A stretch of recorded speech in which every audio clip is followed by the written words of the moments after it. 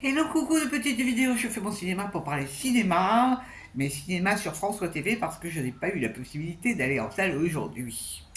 Et j'ai donc pu revoir ce film fabuleux d'Agnès Varda de 1985, Sans toi ni loi, avec entre autres Sandrine Bonnaire. Je mettrai le nom des autres acteurs en annexe. Alors je vous débriefe très vite fait cette histoire. En fait, cette histoire c'est la vie d'errance de Mona. Et dès le début du film, elle est retrouvée morte dans la nature. Elle est morte de froid. Euh, donc il n'y a pas besoin de raconter la fin. Et donc on va suivre pendant le film la vie que cette jeune femme, toute jeune femme, a menée pendant quelques semaines avant de mourir. Alors on ne sait rien de son passé, on ne sait rien de sa famille, juste on la voit, c'est une vagabonde. C'est une vagabonde et donc les dernières semaines de sa vie, elle a rencontré des gens, elle a parlé avec eux, mais elle ne s'attache pas, elle ne veut pas bosser. C'est vraiment la vagabonde dans toute sa splendeur, entre guillemets. Alors elle, d'hygiène doutable, elle dort, elle a une tente dans laquelle elle dort, mais cette tente va disparaître. Elle va rencontrer des hommes avec qui elle va avoir des relations, mais très furtives. Il y en a un avec qui elle va rester un peu plus longtemps, mais ça va pas durer. Elle va rencontrer aussi d'autres personnes, mais elle n'établit aucun lien social. C'est une désespérée. Une désespérée. Et donc on voit ça dans le film. Qu'est-ce que j'en ai pensé? Alors c'est un film que j'avais vu il y a très très longtemps et qui m'avait scotché à l'époque. Et je l'ai revu. Et non seulement ça m'a toujours, ça m'a encore complètement épaté, parce que d'abord il y a Sandrine Bonnaire qui est remarquable.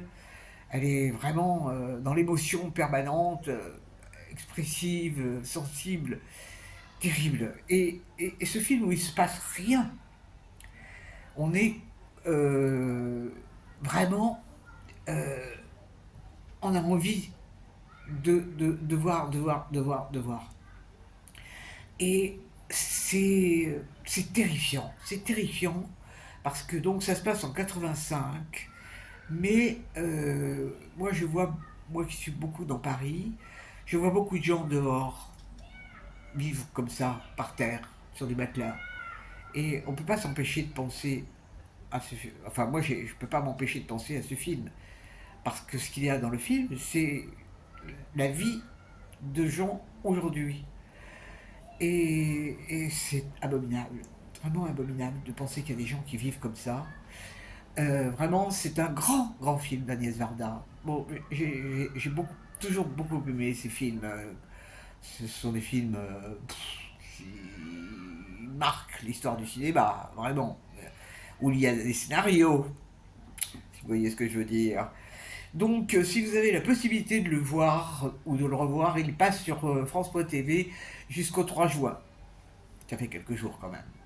Donc, vraiment, parce que c'est un film qui a marqué une époque et qui n'a pas vieilli. Qui n'a pas vieilli du tout. Bon, certes, les voitures ne sont plus pareilles, les gens ne sont plus habillés pareil, mais il y a l'humain. Et ça, c'est du grand cinéma. Voilà, voilà. Alors j'ai repéré trois quatre films pour la semaine qui vient. Youpi, ça me fait plaisir. On va voir, ça sera toujours la surprise.